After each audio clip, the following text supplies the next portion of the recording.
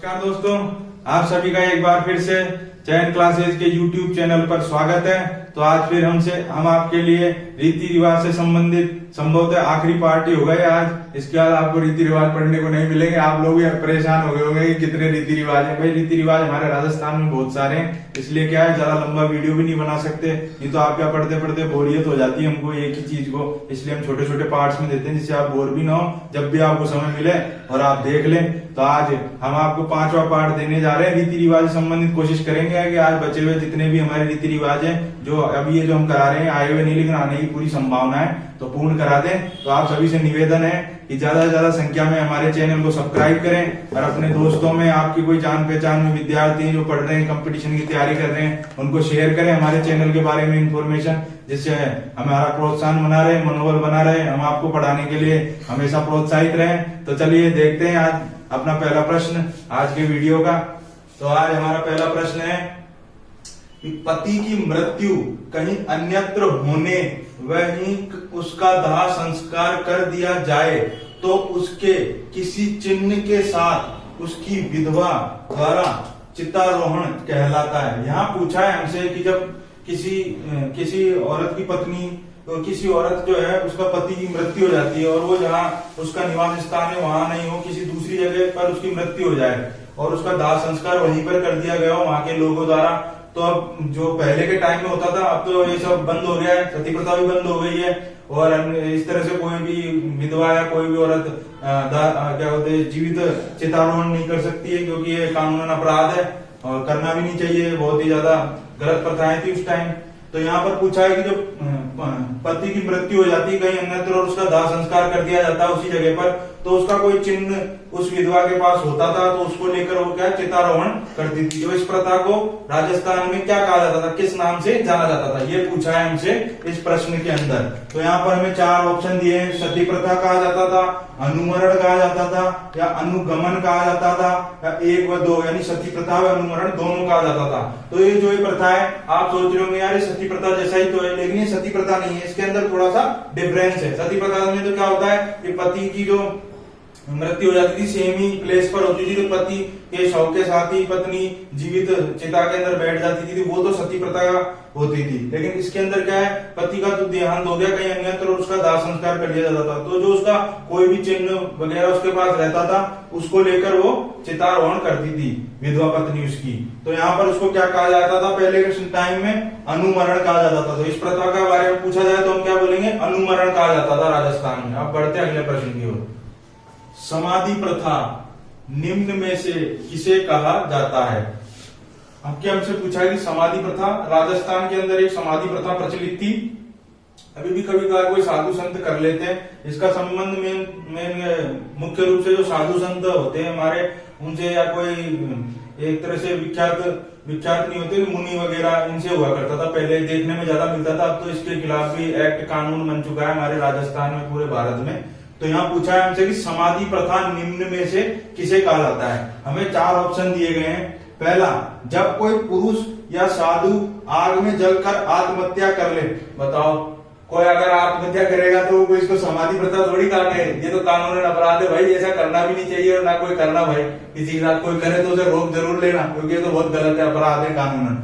दूसरा ऑप्शन दिया गया है, जब कोई पुरुष या साधु को उसके भक्तों द्वारा उपाधि दी जाए। अब भक्त भी कोई ऐसी उपाधि देंगे क्या कि समाधि ले लो महाराज, ऐसी उपाधि नहीं दे सकते भक्त भाई, ये कोई उपाधि नहीं होती। और उपाधियां तो देना ही बंद हो गया, हमारे कानून बन गया, संविधान के अंदर कानून है, अनुच्छेद 18 में दिया है कोई उपाधि नहीं रख सकता किसी प्रकार की, ये कोई उपाधि नहीं है। तो तीसरा है, जब कोई पुरुष या साधु को कोई मार दे और उसका स्मारक बना दिया जाए। ये तो और भी माशाअल्लाह है कि कोई व्यक्ति साधु महात्माओं को मार दे, तो मार देगा तो क्या हो जाएगा, ये अटेम्प्ट टू मर्डर हो गया, मर्डर कर दिया आपने तो किसी को मृत्यु घाट उतार दिया, तो अपराध हो गया, सजाए मौत हो जाएगी, आप भी हत्या के दोषी कहलाएंगे, आपको भी 10 साल लटका देंगे, ऊपर जेल के अंदर बंद कर देंगे। ऐसा काम नहीं करना भाई, कोई किसी को भी नहीं करना। ये सब गलत ऑप्शन दिए गए, परीक्षा वाले कैसा भी बना सकते हैं ऑप्शन। मोताना प्रथा याद हो, उसमें भी इसी तरह के ऑप्शन देखने को मिले थे।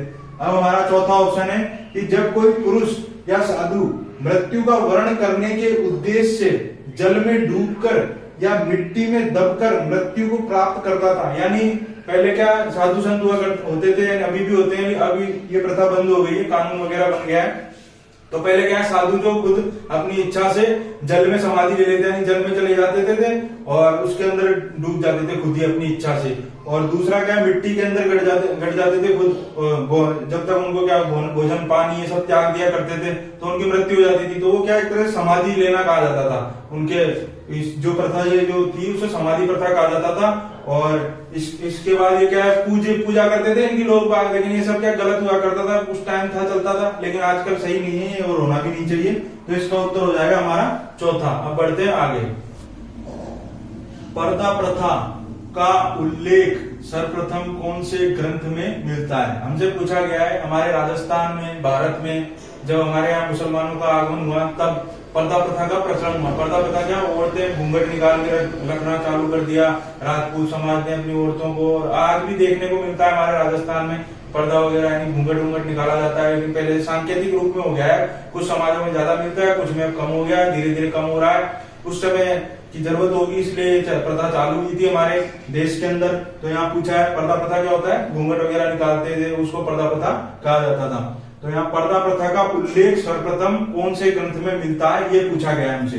तो पहला दिया है अभिज्ञान शाकुंतलम में, दूसरा राज तरंगणी में, तीसरा रघुवंशम में, चौथा पंचतंत्र में। तो जो पर्दा प्रथा का उल्लेख हमें देखने को मिलता है सर्वप्रथम कालिदास का नाटक जो ग्रंथ था वो है रघुवंश नाटक। रघुवंश नाटक ग्रंथ, इसके अंदर पर्दा प्रथा का उल्लेख हमें मिलता है। अभिज्ञान शाकुंतलम भी कालिदास का है, पंचतंत्र विष्णु शर्मा का है। अब बढ़ते हमारे अगले प्रश्न की ओर। पर्दा प्रथा का उदय कौन से काल में हुआ? यहाँ पूछा है कि हमारे जो वंश थे, मौर्य वंश, गुप्त वंश, इनमें से कौन से राजाओं के काल के अंदर पर्दा प्रथा का सर्वप्रथम उदय हुआ, यानी वहां से चालू हुआ देखा जाता है। तो यहाँ पर हमें 4 ऑप्शन दिए गए हैं, मौर्य काल में, या फिर गुप्त काल में, या वर्धन काल में, या नंद काल में। तो जो पर्दा प्रथा का उदय भारतीय समाज के अंदर देखने में मिलता है वो हमें देखने में मिलता है गुप्त काल में। गुप्त काल के अंदर पर्दा प्रथा प्रचलन में आना शुरू हो गई थी। अब बढ़ते अगले प्रश्न की ओर।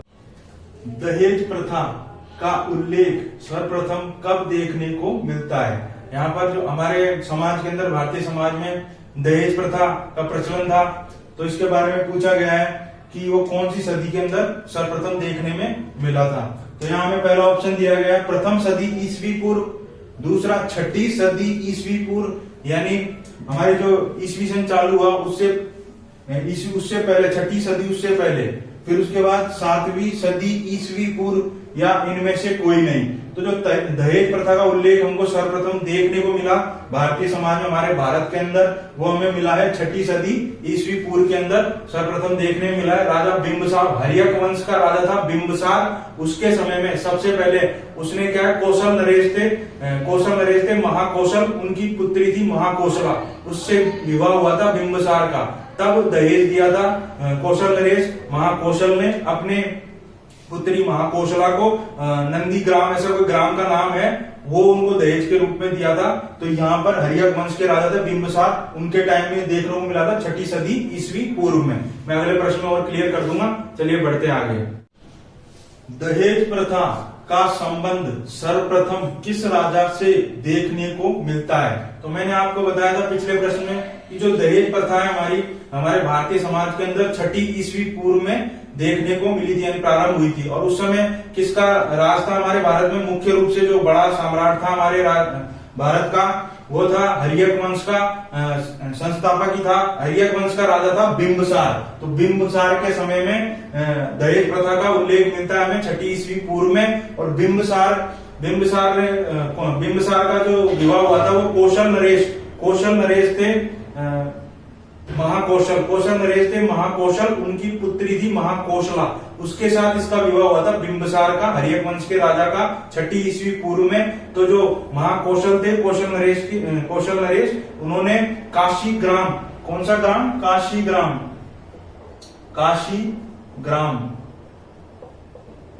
काशीग्राम को दहेज में दिया था, काशीग्राम को दहेज के अंदर दिया था बिंबसार को। तो यहां से उल्लेख मिलता है हमें दहेज प्रथा का भारतीय समाज के अंदर। अब बढ़ते हमारे अगले प्रश्न की ओर।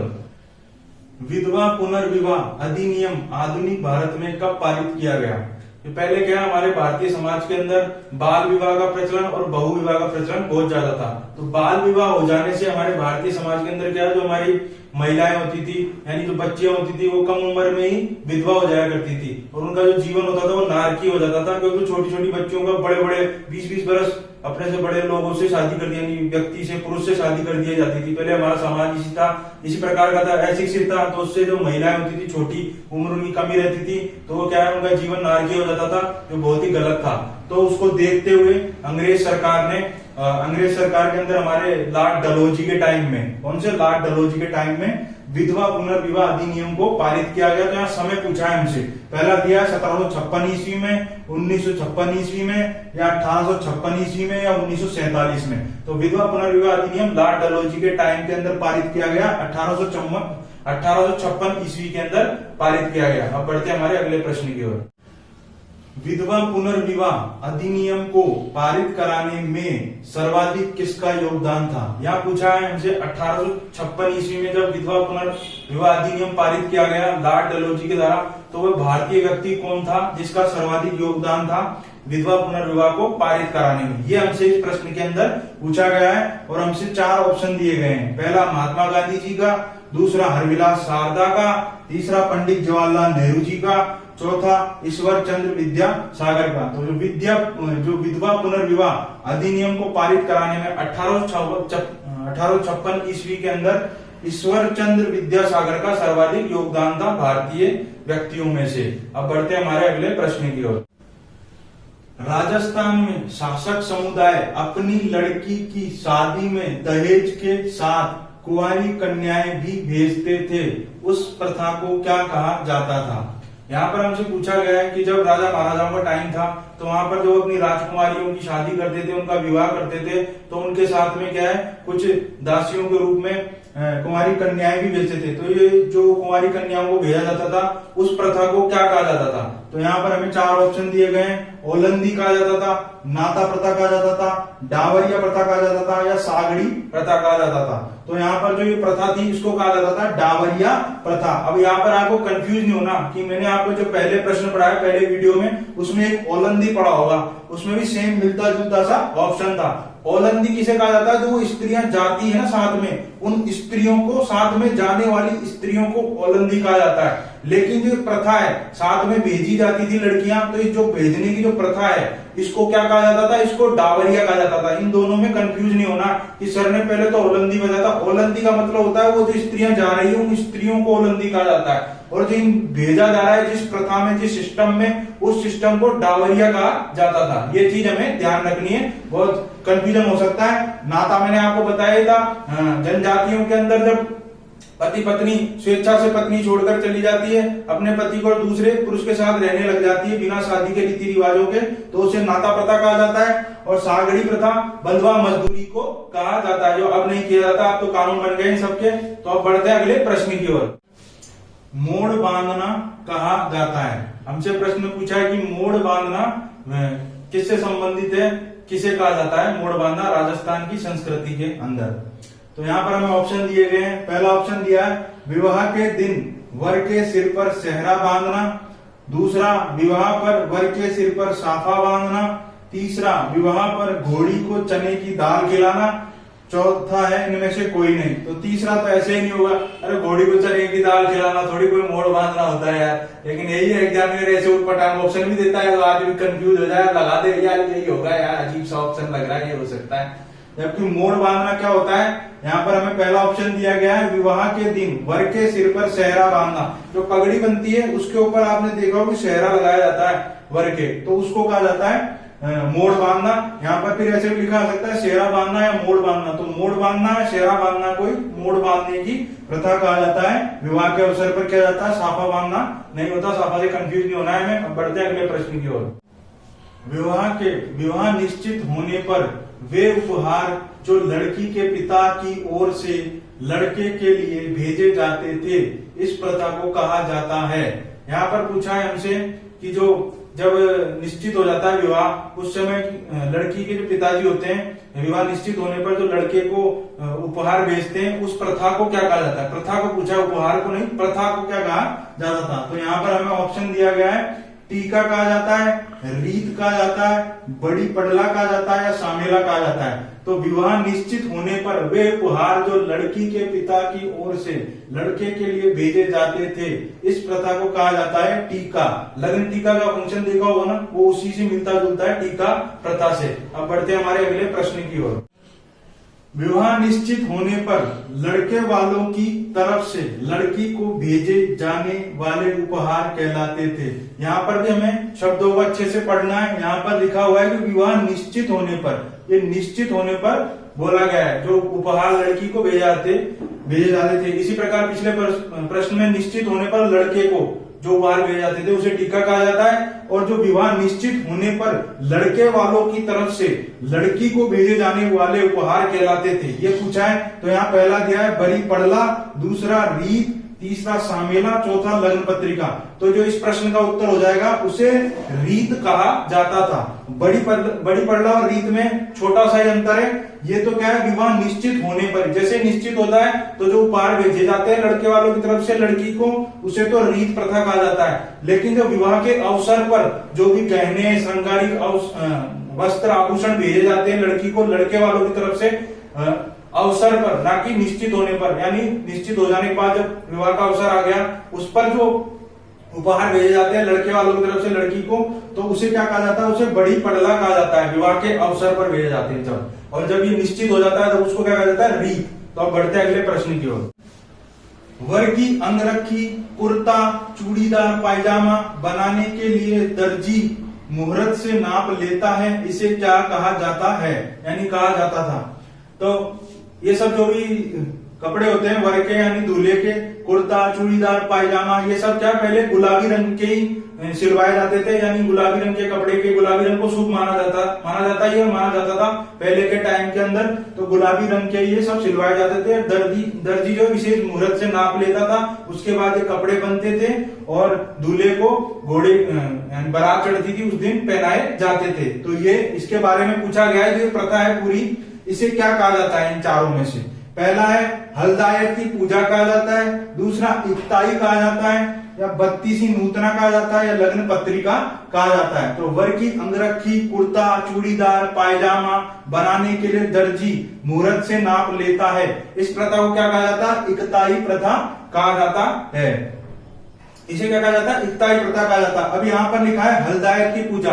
हलदायक की पूजा क्या होती है, जो हम गणेश जी की पूजा करते हैं हमारे विवाह के अंदर, जो लड़का लड़की, तो इसके अंदर क्या होता है, लग्न पत्रिका जो बनती थी पुरोहित के द्वारा, तो लड़की वाली लग्न पत्रिका बनवाकर एक कागज पर उसको नोट करवाकर विवाह से 3 दिन पहले, 5 दिन पहले, या 7 दिन पहले, या फिर 11 दिन पहले, ऐसे इस तरह का रिवाज होता था। सब अपने अपने हिसाब से लड़के वाले को पत्रिका भेज देते थे, फिर वहां पर गणेश जी बैठा दिए जाते थे लड़का लड़की घर में, और उसका पूजन करा जाता था। 3 दिन, 5 दिन, 7 दिन, 11 दिन, जैसा भी सिस्टम होता है सबका अलग अलग, उस हिसाब से पूजा की जाती है। और पूर्व दिशा की तरफ मुंह कर घी भी खिलाया जाता है लड़का लड़की को, इस तरह का सिस्टम होता है। उसे क्या कहते हैं, गणेश नूतना कहते हैं, या हलदायक की पूजा ये चीज होती है। तो ये भी मैंने आपको समझा दिया। इकताई होती है। बत्तीसी नूतना क्या होता है, भात नूतना जो प्रथा होती है हमारे राजस्थान में, सभी जगह भारत में देखने को मिलती है हमारे हिंदू विधि के अंदर। जैसे हमारी जो लड़का है लड़की की जो मम्मी पापा जो होते हैं, यानी मम्मी जो होती है अपने मामा पक्ष को जो पहला कार्ड देने जाते हैं, तो उसे भात नूतना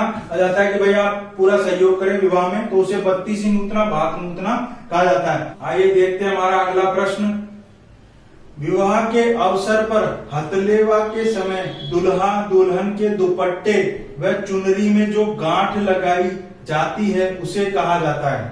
हमारे हिंदू विवाह पद्धति के अंदर जब दूल्हा दुल्हन का यानी विवाह का टाइम आ जाता है, यानी जब उनके फेरों का टाइम आ जाता है, उससे पहले जब हथलेवा की जो रस्म होती है, यानी जो कन्या, यानी जो उनके दोनों के जो एक तो कुर्ते दुपट्टा होता है लड़के का, और लड़की की जो साड़ी की चुनरी होती है, उनकी जो गांठ लगाई जाती है, उसमें कुछ बतासा वगैरह कुछ डाल के हथलेवा उसको कहा जाता है। उसको जो गांठ लगाई जाती है उसे क्या कहा जाता है, ये यहाँ पर पूछा गया है। तो यहाँ पर पहला दिया है मायरा, दूसरा दिया है कंवारी जान का भात कहा जाता है, या चाक भात कहा जाता है, या छेड़ा छेड़ी कहा जाता है। तो विवाह के अवसर पर हथलेवा के समय दुल्हा दुल्हन के दुपट्टे व चुनरी में जो गांठ लगाई जाती है उसे तो कहा जाता है छेड़ा छेड़ी की परंपरा कहा जाता है। अब यहाँ लिखा है मायरा। मायरा और भात और चाक भात, ये कंवारी जान का भात, उनमें थोड़ा थोड़ा अंतर है। तो जो मैंने आपको समझाया था सबसे पहले बत्तीसी नूतना यानी भात नूतना, उसमें तो क्या होता था कि जो माता पक्ष होता है लड़का और लड़की का दोनों का, वो जो कार्ड देने जाते हैं अपने ननिहाल में, माताएं अपने यानी मामा को उनके भाई को जो कार्ड देने जाती है उसे तो कहते हैं बत्तीसी नूतना भात नूतना। फिर आता है हमारा मायरा। मायरा भी क्या होता है, जो लड़के की जो माँ होती है यानी लड़का जो दूल्हे की जो माँ होती है, जब वो अपने पीहर पक्ष के अंदर कार्ड देती है तो वो यानी भात नूतती है, उसको मायरा कहा जाता है। पर्टिकुलर लड़के की माँ जो कार्ड देती है, भात नूतना ही है लेकिन वो मायरा, स्पेशली मायरा कहा जाता है। फिर अपन जो उसके मामा पक्ष होते हैं लड़के के, वो अपनी आर्थिक स्थिति अनुसार सहयोग करते हैं शादी में, तो उसे मायरा कहा जाता है। फिर आता है हमारा चाक भात। चाक भात क्या होता है, ये भी भात की जैसे ही है। इसके अंदर जब कार्ड वगैरह दे देते हैं दोनों पक्ष में, लड़का लड़की की माताएं अपने पियर पक्ष में कार्ड दे देती है, तो जो मामा जी जो होते हैं, नाना जी मामा जी, वो शादी से एक दिन पहले जो कपड़े वगैरह जो भी गिफ्ट वगैरह देते हैं तो उसे चाक भात कहा जाता है। कार्ड में लिखा रहता है ना चाक भात, उसे कहा जाता है चाक भात। अब बचा कंवारी जान का भात। कंवारी जान का भात क्या होता है, जब बारात आ जाती है लड़की वालों के यहाँ पर, तो उनका जो स्वागत किया जाता है सबसे पहले, तो स्वागत पहले के टाइम में होता था, अब तो क्या है डायरेक्ट बारात आती है, वहीं जहाँ पर हॉल वगैरह बुक होता है वहीं पर सब काम होता है। तो पहले क्या होता है, शाम के टाइम बारात आ जाया करती थी तो उनका स्वागत किया जाता था अलग सा, जिसे उस स्वागत को क्या कहा जाता, सामेला। तो जो स्वागत होता था उसके बाद जो उनके लिए भोजन का प्रबंध, नाश्ते का प्रबंध होता था, तो जो वो जो प्रबंध होता था उसको स्पेशली कहा जाता था कंवारी जान का भात। तो ऐसे आपको अच्छे से याद कर लेना है, छोटा छोटा सा डिफरेंस है, प्रश्न में दे दिया जाता है, फिर कंफ्यूज हो जाते हैं। दोस्तों आज हमने आपको रीति रिवाज से संबंधित 5वां वीडियो प्रोवाइड कर दिया है, तो आप सभी से निवेदन है ज्यादा से ज्यादा संख्या में हमारे वीडियोस को, चयन क्लासेस की वीडियोस को विद्यार्थियों में, जितने भी विद्यार्थियों को आप जानते हैं अपने सर्कल में शेयर करें। सब्सक्राइब करने के लिए आग्रह करें, आप खुद सब्सक्राइब करें, जिससे हमारा मनोबल बना रहेगा और हम आपको ज्यादा से ज्यादा फैक्ट्स दे सकेंगे, जो एग्जाम के अंदर आपका एक भी प्रश्न गलत होने से आपको रोकेगा, बचाएगा, सारी चीज आपको समझाएंगे अच्छे से। तो ज्यादा से ज्यादा संख्या में हमारे चैनल को लाइक करें, शेयर करें अपने सर्कल में और सब्सक्राइब करें हमारे चैनल को। तो आज के लिए जय हिंद, जय भारत। कल मिलते हैं बचे हुए पाठ के साथ।